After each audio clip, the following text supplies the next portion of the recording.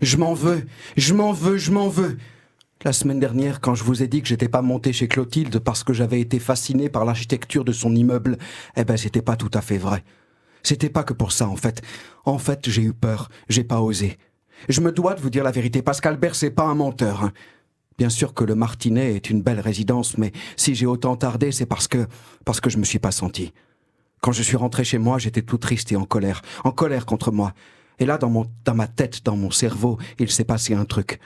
Et le SDF d'en face, vous savez, je vous en ai déjà parlé, il m'a donné une idée. Je l'ai entendu crier, pourtant il n'était pas très tard. Y a que ça à faire, se bourrer la gueule. Je dois en mettre plein de pif, bordel. Moi, la société, je lui fais pipi dessus. Voilà ce que je fais. Je fais pipi sur De Gaulle, moi, monsieur. Je fais pipi sur Claude François. Vas-y que je te le réélectrocute. Je fais pipi sur Picsou, sur Albator et la reine d'Angleterre. Je lui pisse à l'arrêt, ouais. À l'arrêt mental, ta gueule, oui. Et puis après, il s'est mis à rire, à éclater de rire, longtemps, et ensuite il s'est endormi. Je suis retourné à la ville. J'ai pris le bus et je suis retourné à la ville. Je me suis installé à une terrasse comme ça au hasard et j'ai bu. J'ai pris un panaché. Il y avait beaucoup de monde et plein de gens qui grattaient des tickets. Je comprenais pas pourquoi, alors j'ai demandé. C'est des jeux pour gagner de l'argent, ils m'ont dit. Ça parlait de foot, de loto et de course hippique. Moi, je comprenais rien. Et puis quand il y avait des filles qui passaient, ça disait des choses que j'oserais pas raconter. Il y en a, à un moment, il a dit à une femme qui passait, « Eh toi, au niveau des jambes, tu sais que t'es pas vilaine ?» Et elle s'est retournée, elle l'a regardé, et elle a mis son doigt dans son nez, et elle a fait une grosse grimace. Je vous dis pas, le type, il était tout rouge, et il lui a dit « Barre-toi, salope !» Comme ça, il a fait. Je me suis demandé pourquoi. Peut-être qu'il pensait qu'elle allait rester et boire un verre avec lui, vous croyez ? J'étais pas bien à cette terrasse, je comprenais rien et c'était trop vulgaire, alors je suis parti. J'ai changé, et je me suis installé dans un café où on buvait que du café. J'étais le seul qui avait la peau blanche. Je me suis dit que c'était peut-être parce qu'ils voulaient pas se mélanger aux autres, à ceux qui disent plein de gros mots et qui grattent des tickets. Mais eux aussi, ils grattaient des tickets. Alors je comprenais pas. Je comprenais pas pourquoi il y avait des cafés tout blancs et des cafés pas du tout blancs. C'était bizarre. Je me suis dit, c'est peut-être qu'ils aiment bien classer par couleur. Peut-être que ça vient de là. Que c'est juste parce qu'ils sont bien organisés. Mais en fait, non. Parce que, au bar d'avant, je vous ai pas dit, mais ça disait beaucoup des mots comme bougnoul, boucac ou sale nègre ou guenon. Alors non, c'est parce qu'ils ne s'aiment pas en réalité, je crois que c'est ça. Là, dans le café, je sais pas ce qu'ils se disaient parce qu'ils parlaient qu'en arabe. Alors je sais pas, mais je me suis dit, c'est dommage quand même. Enfin, c'est ce que j'ai pensé.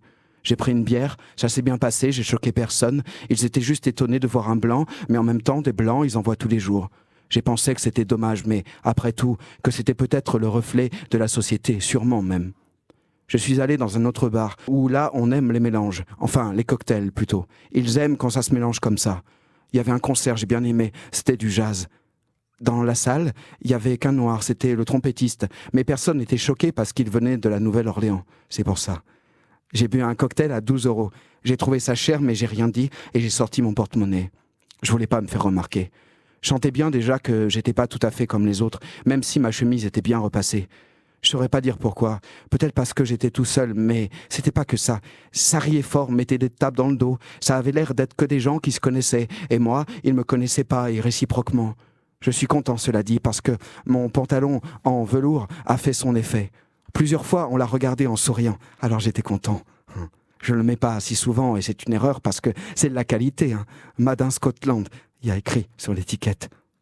À la fin du cocktail, j'étais pompette et j'avais plus de sous. Alors je suis rentré. J'ai pris le bus et je suis rentré. Ça tanguait et il n'y avait pas de place. Alors je m'accrochais tant bien que mal à la barre.